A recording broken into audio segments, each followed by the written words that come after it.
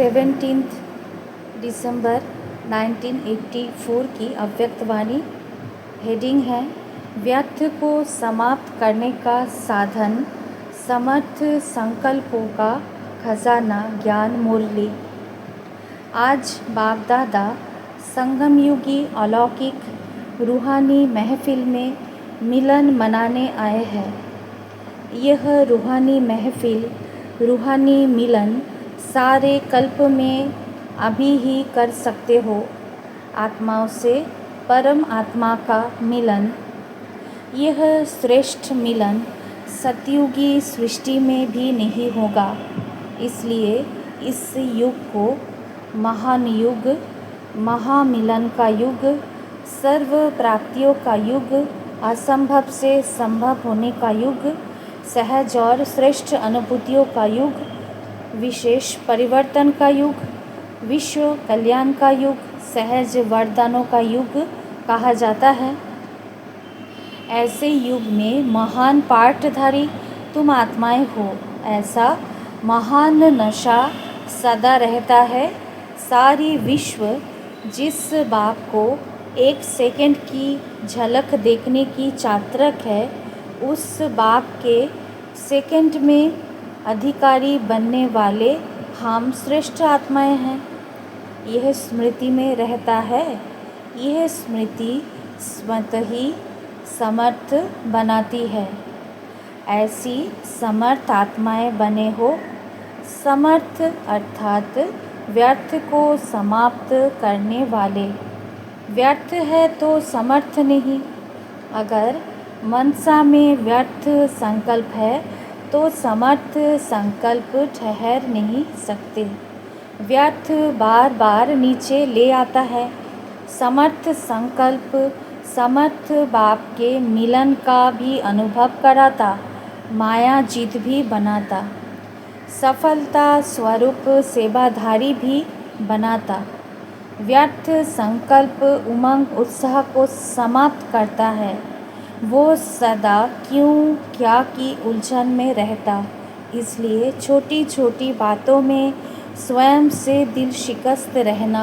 व्यर्थ संकल्प सदा सर्व प्राप्तियों के खजाने का अनुभव करने से वंचित कर देता। व्यर्थ संकल्प वाले के मन की चाहना मन की इच्छाएं बहुत ऊंची होती है। यह करूँगा, यह करूँ, यह प्लान बहुत तेज़ी से बनाते हैं, अर्थात तीव्र गति से बनाते हैं, क्योंकि व्यर्थ संकल्पों की गति फास्ट होती है। इसलिए बहुत ऊंची ऊंची बातें सोचते हैं, लेकिन समर्थ ना होने के कारण प्लान और प्रैक्टिकल में महान अंतर हो जाता है। इसलिए दिल शिकस्त हो जाते हैं। समर्थ संकल्प वाले सदा जो सोचेंगे वो करेंगे। सोचना और करना दोनों समान होगा। सदा धैर्यबद्ध गति से संकल्प और कर्म में सफल होंगे। व्यर्थ संकल्प तेज तूफान की तरह हलचल में लाता है। समर्थ संकल्प सदा बाहर के समान हरा भरा बना देता है। व्यर्थ संकल्प एनर्जी अर्थात आत्मिक शक्ति और गंवाने की निमित्त बनता है।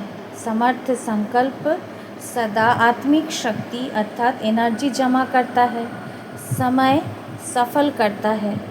व्यर्थ संकल्प रचना होते हुए भी व्यर्थ रचना आत्मा रचता को भी परेशान करती है, अर्थात मास्टर सर्वशक्तिवान समर्थ आत्मा की शान से परे कर देती है।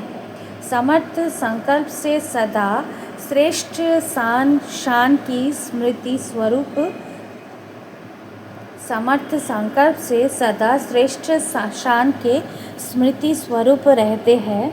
इस अंतर को समझते भी हो, फिर भी कई बच्चे व्यर्थ संकल्पों की शिकायत अभी भी करते हैं। अब तक भी व्यर्थ संकल्प क्यों चलता? इसका कारण जो बाप दादा ने समर्थ संकल्पों का खजाना दिया है वो है ज्ञान की मुरली। मुरली का एक एक महावाक्य समर्थ खजाना है। इस समर्थ संकल्पों के खजाने का महत्व कम होने का कारण समर्थ संकल्प धारण नहीं होता तो व्यर्थ को चांस मिल जाता है। हर समय एक एक महावाक्य मनन करते रहे तो समर्थ बुद्धि में व्यर्थ आ नहीं सकता है, खाली बुद्धि रह जाती है। इसलिए खाली स्थान होने के कारण व्यर्थ आ जाता है। जब मार्जिन ही नहीं होगी तो व्यर्थ आ कैसे सकता। समर्थ संकल्पों से बुद्धि को बिजी रखने का साधन नहीं आना अर्थात व्यर्थ संकल्पों का आह्वान करना। बिजी रखने के बिजनेसमैन बनो, दिन रात इन ज्ञान रत्नों के बिजनेसमैन बनो।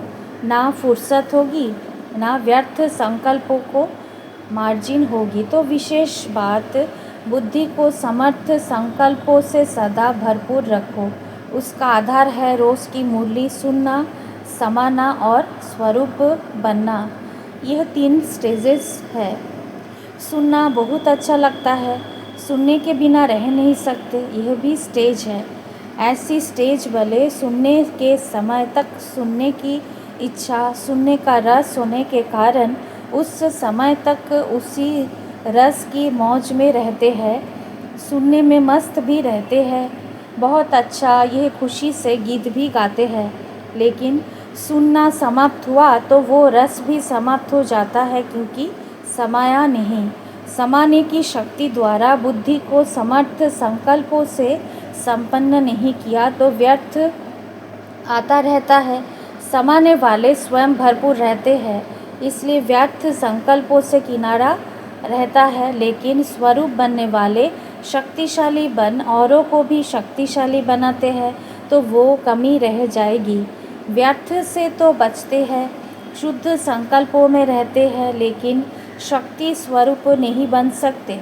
स्वरूप बनने वाले सदा संपन्न, सदा समर्थ, शक्तिशाली किरणों द्वारा औरों के भी व्यर्थ को समाप्त करने वाले होते हैं। तो अपने आप से पूछो कि मैं कौन हूँ। सुनने वाले, समाने वाले, बास्वरूप बनने वाले शक्तिशाली आत्मा सेकंड में व्यर्थों को समर्थ में परिवर्तन कर देती है। तो शक्तिशाली आत्माएं हो ना, तो व्यर्थ को परिवर्तन करो। अभी तक व्यर्थ में शक्ति और समय गवाते रहेंगे तो समर्थ कब बनेंगे। बहुत काल का समर्थ ही बहुत काल का संपन्न राज्य कर सकता है। समझा। अभी अपने समर्थ स्वरूप द्वारा औरों को समर्थ बनाने का समय है। स्व के व्यर्थ को समाप्त करो। हिम्मत है ना, जैसे महाराष्ट्र है वैसे ही महान होना, महासंकल्प करने वाले होना, कमज़ोर संकल्प वाले नहीं। संकल्प किया और हुआ, इसको कहते हैं महान संकल्प। ऐसे महान आत्माएं हो ना। और पंजाब वाले क्या सोचते हो, पंजाब के बहादुर है ना। माया की शक्ति वाले गवर्नमेंट को ललकार कर रहे हैं, ईश्वरीय शक्ति वाले माया को ललकार कर रहे हैं। माया को ललकार करने वाले होना, घबराने वाले तो नहीं होना। जैसे वो कहते हैं हमारा राज्य है, आप भी माया को ललकार करते हो ना। गर्जना से कहते हो कि अब हमारा राज्य आने वाला है। ऐसे बहादुर होना। पंजाब वाले भी बहादुर है, महाराष्ट्र वाले भी महान हैं।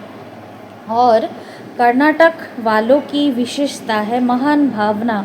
भावना के कारण भावना का फल सहज मिलता रहता है।